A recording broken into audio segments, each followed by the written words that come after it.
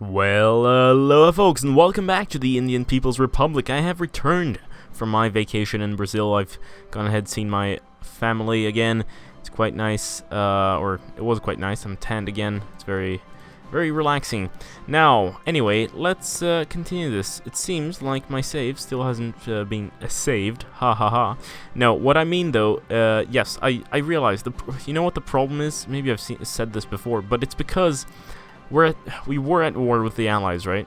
Because of the Civil War, which means that this is technically occupied territory because it's also, I mean, it doesn't have a claim by India, but we're technically in the Civil War or something, which does not allow me to place troops over here. It's really awkward and really strange, but you know, whatever. Also, my headphones are broken, so it's kind of awkward. It's a SteelSeries Siberia 150, which I bought in May, so that's what, 7 months ago, and it was quite expensive. I don't usually buy very expensive gaming equipment, so that it was quite an investment for me. And they just had pretty good sound quality, but the build quality just like snapped right before I went on vacation, and now I kind of taped it together. And it's leaning kind of awkwardly, so I'll probably have to buy a new one. I'm really disappointed, actually. I wish Siberia, hey, could give me headphones, please. That'd be very nice. Now, what else? Yes, actually, my mobile headphones, the J's 4J something, whatever, which I bought 2 years ago, have also broken, and that's really disappointing. So I'm gonna have to spend quite a lot of money in the coming days with headphones and stuff. But you know, I like my sound, I like listening to stuff, and for recording videos, obviously it's quite important to have some nice headphones.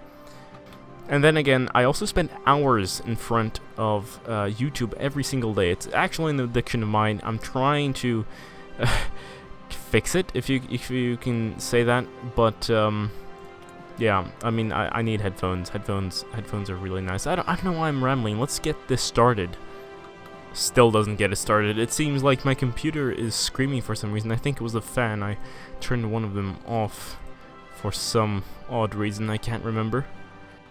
Oh, before we do go ahead though, I do have to kind of answer this whole schism that exists and my stance on it. I mean, I'm not sure if I'm very steady about it, but yes, I generally go for superior firepower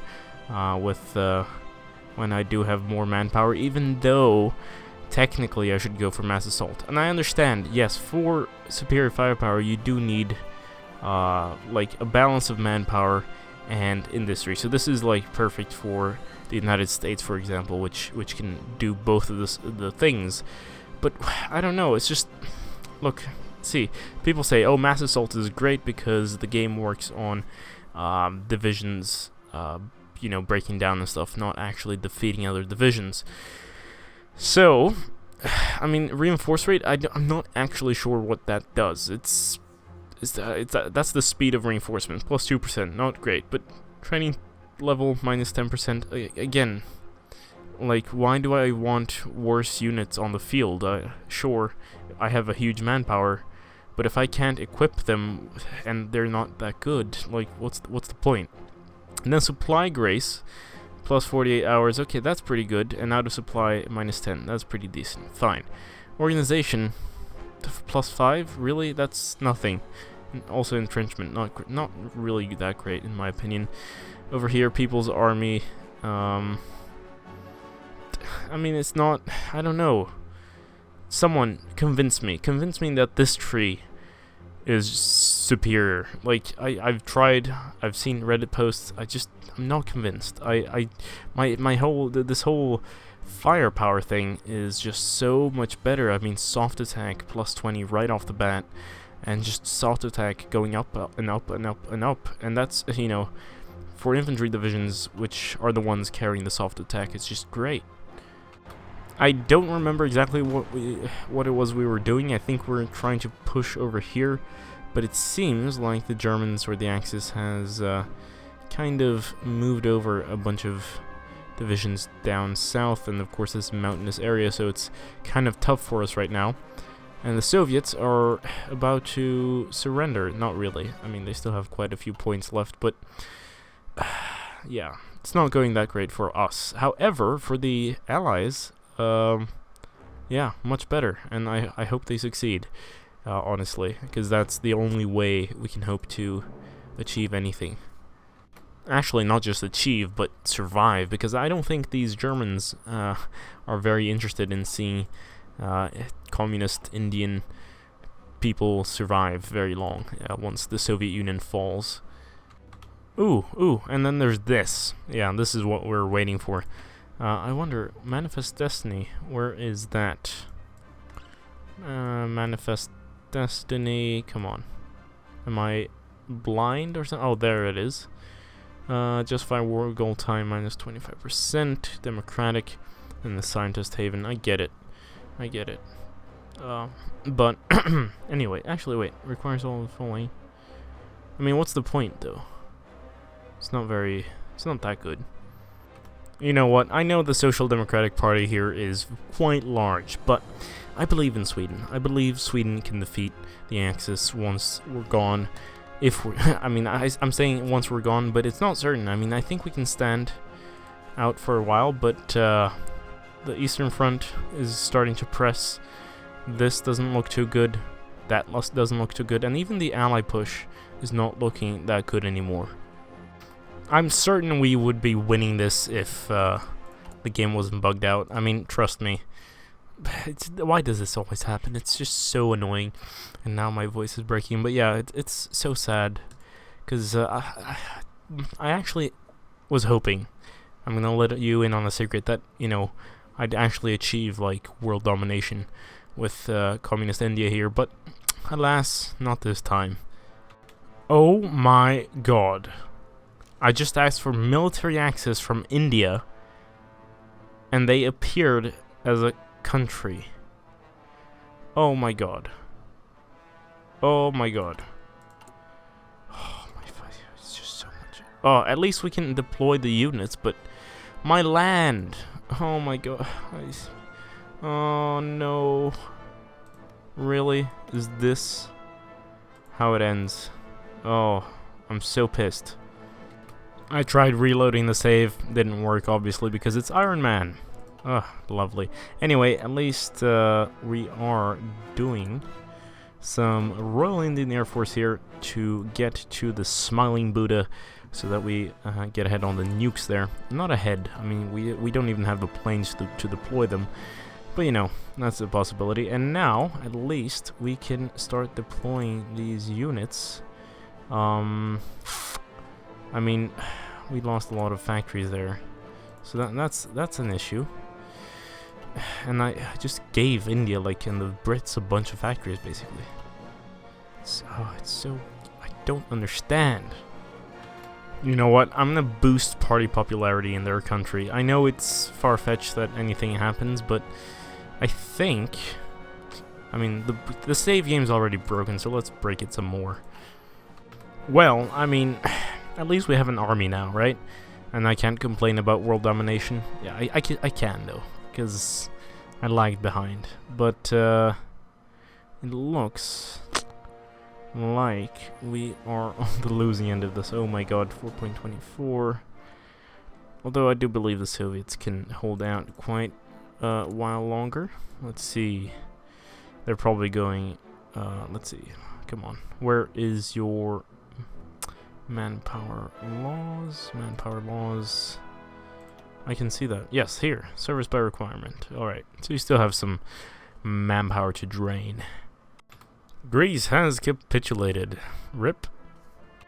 Yeah, you know, when I look at this front, I really feel this campaign is kind of lost. Soviet Union, why are you focusing on Japan? This is what I don't understand with the AI yet, right? It shuffles troops back and forth all the time, especially in nations like the Soviet Union and the United Kingdom. It's like moving troops everywhere all the time instead of just like focusing on their important front. Like, if this falls, they die. If this area falls, they don't die. So, paradox, please. Oh my god. they just began a push here. Looks like we're pretty screwed on the south, but we've got reinforcements coming up here, and we're already in mountainous region, so we should be okay over here. The fall of Stalingrad, a significant development indeed. Let's 67% of the way towards capitulation and losing on a lot of fronts. A bunch of reds and zeros and stuff. That's not good. I imagine Leningrad is next up, and I think that's pretty much the nail in the coffin, to be honest. It's all because of the United States. They're never doing anything, right? And then when they do, they win the war. Which is just so annoying. Like, why is the United States so OP in this game? It's just, it's not actually that historical. Yes, the US was a massive industry and stuff, but the fact that the Allies or the commentary need the United States to win is kind of ridiculous. Leningrad, the birthplace of the Russian Revolution, has fallen to advancing German forces. Let's see. 74. Alright, well, I was wrong about it being the nail in the coffin, but it's coming soon, and the Allies are just doing nothing at all. Like, the United Kingdom has just like, oh, let's not take Madrid, let's just stomp right here. And over here, they just completely failed. They surrounded Rome, and then they failed. Also took Paris, and then failed. Like, how? Alright, it's time to rearrange the Coast Guard here, add a lot of infantry, and or quickly deploy infantry, rather, and kind of defend this region here. They're moving in to take the naval base by Dhaka. It's not looking good. Kind of depressed. You know, I was expecting the Soviet focus tree to be doing maybe some army training, some technology sharing, maybe some air production, some construction repair, but no. Resistance suppression is their, you know, focus in the middle of this war. Because, apparently occupying Iran and Iraq here is just, so much resistance. Who cares? Just do something useful. This is not useful. I mean, it's not like there are a bunch of factories here anyway. Looks like the British colonies are at least doing something useful. Australia, South Africa, and Canada, I believe. And yes, maybe we'll be lucky. They'll make Turkey capitulate. A bunch of troops will be erased from the war, and then we can sort of push on to... Actually, they don't even have that many divisions. Damn it. You know, since we are coming to an end here, it seems like democracy and communism are bound to fall under the yoke of fascism.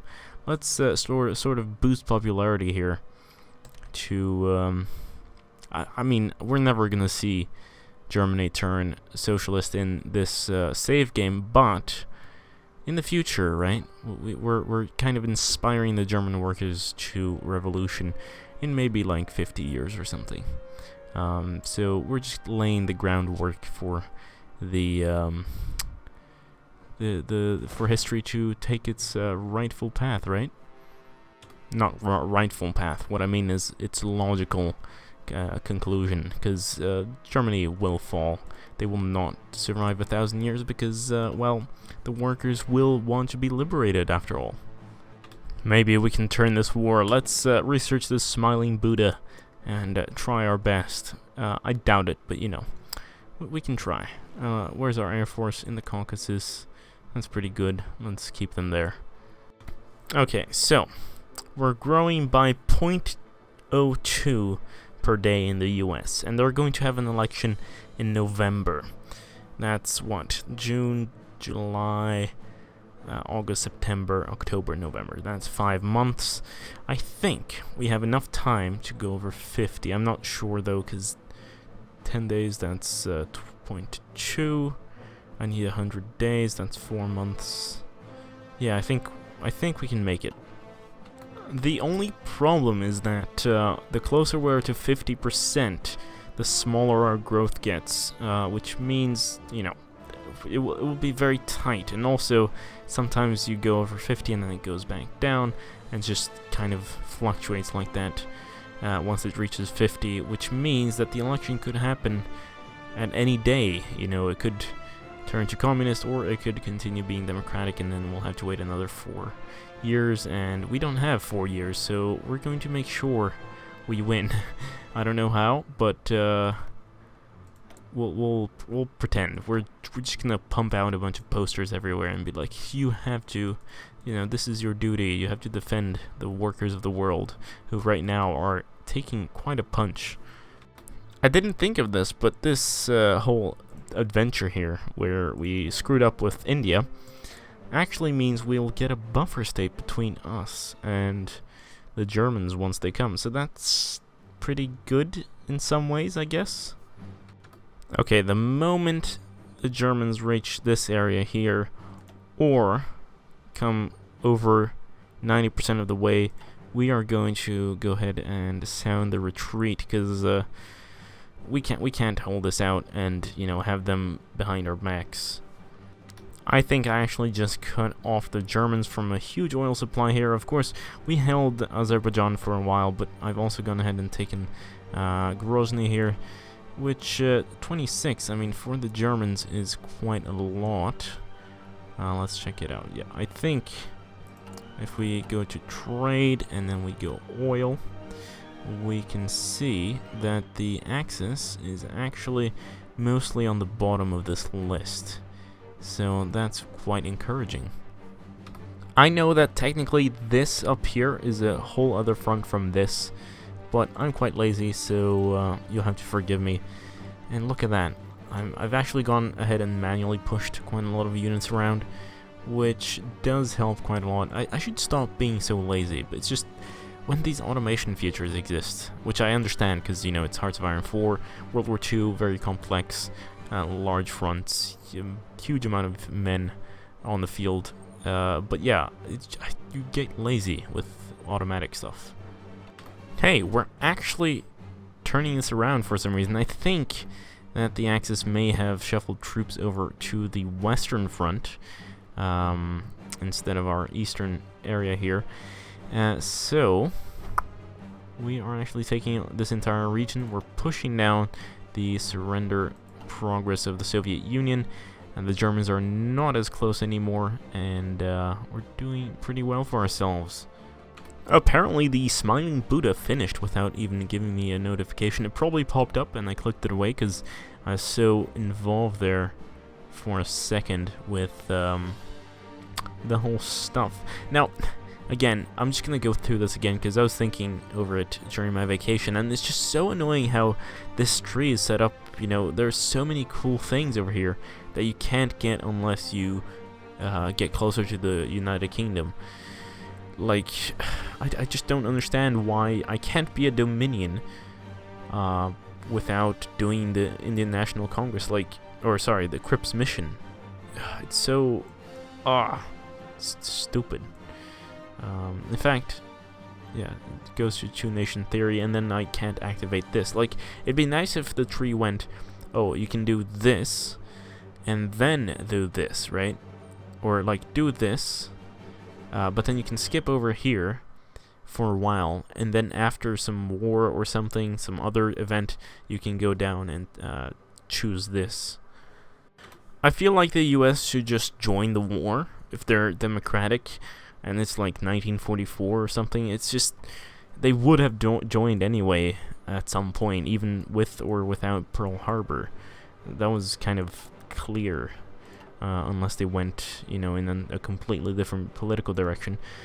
Again, maybe I've said this before, and I'm repeating myself over this, but there's the fact that, or not the fact, but there's one really annoying thing with the political system, and it's just because it's so shallow, right? A Democratic Party is the only Democratic Party. There's no nuances of opinion on what they stand for. The Communist Party, only one communist denomination. I'm sorry, I didn't know it was just a one single entity. Or even like non-aligned parties, or fascist ideologies. Actually, fascism, they don't actually have that many variants, but, you know, it's just... Even Hearts of Iron 3 had more depth to the political system than Hearts of Iron 4, which is kind of disappointing, because, you know, yes, they've made the game a lot easier. Not easier, but a better interface overall, you know, with the military, but did they really have to simplify the politics? And yes, you did see that. I was kind of scrolling over it just so you'd notice. It's August, and we're just we're 2 months away, 3 months away from the election. Actually, 2.5, a little bit less, in fact, but I do believe the communists are going to get in power in the United States, and we might turn this game around. Germany is in fact on all adults serve, which means they're probably starting to run low on manpower. Italy, not so much, but I don't really care about Italy at this point. The Soviets are still at service by requirement, so quite a bit to go, and we are in fact still on extensive conscription, so we could go to scraping the barrel. You know, we're at 5% recruitable to 25%. We still have a long way to go. Trebizond, here I come. I will liberate you from the Ottomans. Great memories from Europe and the Versailles. If you haven't checked it out, you should definitely watch my Trebizond Let's Play. It was quite glorious. Great game. I wish I could repeat it, but actually, no, I don't, because the ending was tragic. Looks like we've started losing control over the north here, but we're gonna try to push south, make a cut right here, and see if we can liberate the Levant, Syria, etc. I mean, we do control part of the Levant here, so it's not too much of an issue. Anyway, I started doing this push because I see that the Soviets are preparing some sort of push over here, and they're shuffling their troops, which should be on their border. I mean, just look at this. This is what bothers me so much. Look, where are they going? Why are you not defending or pushing back against the Germans? It annoys me so much. You have no idea. Pretty sure I had 61 divisions, but it seems I don't anymore. It seems like we've been surrounded somewhere and caught off. We definitely lost a lot of men there. Let's check out our casualties. 718. We were at like 500,000, so we've definitely been taking some casualties. But you know, on the other hand, we're doing pretty well down here.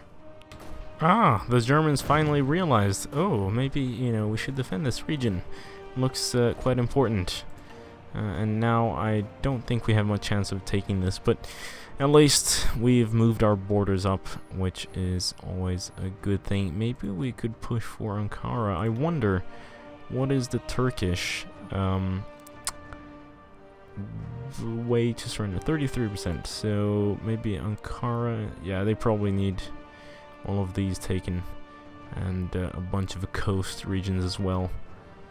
The Pax Americana. Looking to the conflicts in the other continents, Franklin Delano Roosevelt has announced a new foreign policy program intended to keep the peace at home. Any government on the American continent may appeal to the United States for military protection should they feel threatened by their neighbors. While not a guarantee of any particular state, the desire for peace in America is no longer just a dream, but an official American policy. British Parliament debates intervention in Scandinavian. Would that actually work out pretty well? Actually, it's quite interesting. Germany hasn't declared war on Norway in this this playthrough. Oh wait, maybe they have. Yes, they have probably. But Norway is alive. Sweden, growing communist support, and the U.S. only days away from an election, which we hopefully will win. There we go. We have captured Ankara. I don't think I can make Turkey surrender. I mean, I'd have to push all the way to Istanbul, I think, which is quite a stretch. I mean, it'd really risk my flank, and I'm not sure. But we'll wait and see what happens in the U.S., and once that is done, we shall maybe risk it if we, depending on what happens. To Istanbul we shall go. I don't care if we lose or win the election in the US. It's November 9th. Still no news. Oh, there is news. We have lost. God damn it. And I fucking hate this. System's rigged. Confirmed. Looks like Germany's coming to Turkey's rescue again. They probably realized, oh shit, are they approaching Istanbul? Maybe we should send some divisions there. So they sent a whole army. And it looks like the army they pulled away was this one. So, well, I guess I have to thank them.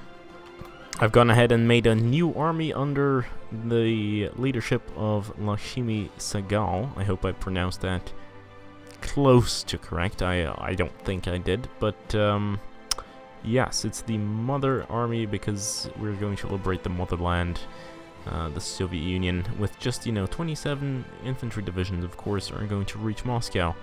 It might actually happen because this is Hearts of Iron 4. You never know what happens.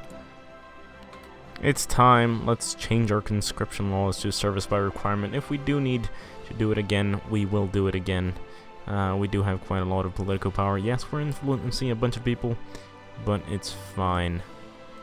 Also, how is communism doing in India? 26%, that's pretty nice. Sweden doing pretty well. Where else? We're doing that in Germany, of course. Yes, how's that going? Probably not as well. Holy shit, 75% cheaper nuclear tech. 22 days of research for the nuclear bomb. That is absolutely amazing. I'm totally gonna take that. I wonder though if we do have space for building the actual factories. We do. Good. Not much though. So I'm actually already gonna assign a few. Let's build a lot of them over here. It is December 1944. We are pushing quite well in the Caucasus. We're defending, really, for the most part, in the Anatolian Peninsula and the Levant. But, yes, the Soviet Union is actually holding stable, mostly because I think the Germans are being lazy, and it's actually probably the winter that's stopping the Germans, to be honest. However, actually, Germany probably, they're still on all adult serve. I was hoping they'd be on scraping the barrel or something. But yes, the United States has not turned communist, so maybe next time, or maybe never, but hopefully they'll join the war at some point, and we will, see fascism fall, or not. That's up to fate and the next episode. Thank you so much for watching. This has been GameGabster. Don't forget to leave a like. It really helps me out. Check out my Patreon page if you want to be extra super helpful and stuff like my wonderful patrons are right now. And I'll see you later. This has been GameGabster. Farewell.